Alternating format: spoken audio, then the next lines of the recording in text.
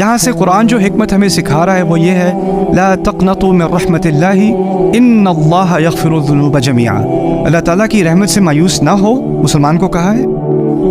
پھر اس میں کوئی شک ہی نہیں ہے کہ اللہ تمام گناہوں کو معاف کرے گا. اب یہاں جو چیز میں نے سیکھی وہ کیا ہے اور آپ نے سیکھی وہ کیا ہے کہ جب انسان صاف دل سے خلوص سے اس کو ندامت ہے، اس کو شرمندگی ہے اپنی غلطی پر، اور اس نے اللہ تعالیٰ کے سامنے اعتراف کیا اپنی غلطی کا اور توبہ کی ہے اور معافی مانگی ہے، تو اللہ اپنی طرف سے ضمانت دے رہے ہیں، گارنٹی دے رہے ہیں کہ اللہ نے اس میں کوئی شک ہونا ہی نہیں چاہیے کہ اللہ تعالیٰ نے معاف کر دیا، بلکہ یہ استغفار کرنا یہ اللہ تعالیٰ کی طرف سے ایک بہت بڑی دی ہوئی نعمت ہے. بہت سارے لوگ ایسے ہوتے ہیں، غلطی کرتے ہیں اور پھر بہانے بناتے ہیں، دیکھو میری غلطی نہیں تھی، میرے اوپر پریشر بہت تھا، میری غلطی نہیں تھی، دیکھو سوسائٹی ایسی ہو گئی ہے، میری غلطی نہیں تھی، حکومت نے یہ کیا تھا، میری غلطی نہیں تھی، میری فیملی خراب ہے، میرے پیرنٹس ایسے ہیں، میرا بھائی ایسا ہے، میرا وہ ایسا ہے، وہ ایسا ہے، سب کی غلطی ہے، میری نہیں ہے. لیکن اگر انسان میں اتنی صلاحیت ہو کہ غلطی کرنے کے بعد اس میں اتنی عقل ہو کہ سارے بہانے ڈھونڈے بغیر، اس وقت دیکھیں موسیٰ علیہ السلام کی صورتحال دیکھیں، وہ بہت سارے بہانے بنا سکتے ہیں. وہ یہ کہہ سکتے ہیں یہ تو ہر روز اس طرح کرتے ہیں، تو مجھے کیسے پتا ہوتا کہ آج یہ ظالم ہے اور یہ مظلوم ہے؟ آج سے لاکھ دفعہ پہلے یہ سارے فوجی یہ ظالم ہوتے ہیں اور بنی اسرائیل والے مظلوم ہوتے ہیں، تو مجھے کیسے پتا ہونا تھا کہ ایک دن یہ مظلوم ہے اور دوسرا ظالم ہے؟ میں کیسے معلوم کر سکتا تھا؟ مجھے تو اس بات کا علم نہیں ہو سکتا تھا.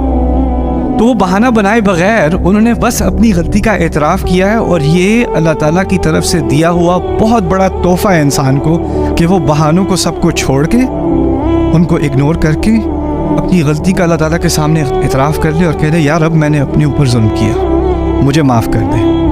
اور جس کو یہ نعمت مل جائے کہ وہ بہانوں کے پیچھے نہ بھاگے، بل الانسان علی نفسہ بصیرہ ولو القى معاذیرہ. سورۃ القیامہ میں اللہ تعالیٰ فرماتے ہیں کہ انسان کو اپنے اوپر بہت پوری نظر ہے. میں جو اپنے آپ کو دیکھتا ہوں نا کوئی اور نہیں دیکھ سکتا. جیسے آپ اپنے آپ کو دیکھ سکتے ہو کسی اور کو نظر نہیں آ رہے. آپ کے قریبی ترین لوگ بھی آپ کو اس طرح نہیں دیکھ سکتے جیسے آپ اپنے آپ کو دیکھ سکتے ہو. اور پھر بھی اللہ تعالیٰ بولا وہ القى معاذیرہ، حالانکہ وہ جتنی بھی بہانے بناتا رہے، بہانے پھینکتا رہے. ہوتا یہ ہے کہ آپ کو آئینے میں آپ نظر آ رہے ہو، لیکن وہ آئینے میں بھی آپ جھوٹ بولنا شروع کر دیتے ہو.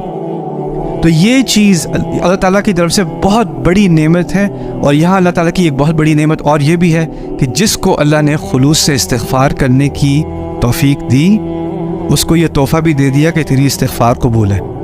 اس میں شک کرنے کی ضرورت اب نہیں ہے.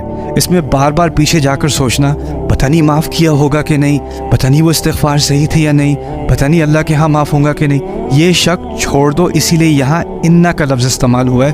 علماء تفسیر میں بہت ساروں کی رائے یہ ہے، کبھی کبھی اللہ کہتے ہیں واللہ غفور الرحیم، اللہ معاف کرنے والا ہے، اور اللہ وا کے معنی ہے اور اللہ معاف کرنے والا ہے.